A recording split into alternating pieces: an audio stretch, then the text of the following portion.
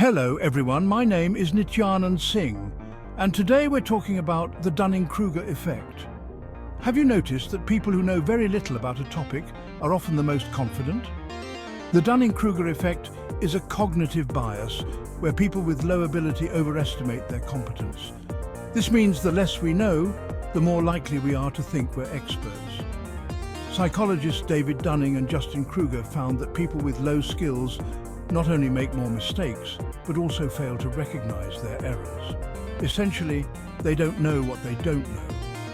Imagine someone who just started learning guitar but believes they're ready for a concert.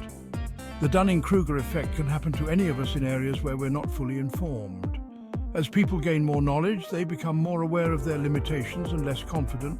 Continuous learning and seeking feedback help us avoid this trap. Asking for feedback and being open to criticism helps in gaining a realistic view of our abilities. If you found this helpful, don't forget to like and subscribe for more psychology facts. Thank you for watching, and I'll see you in the next video.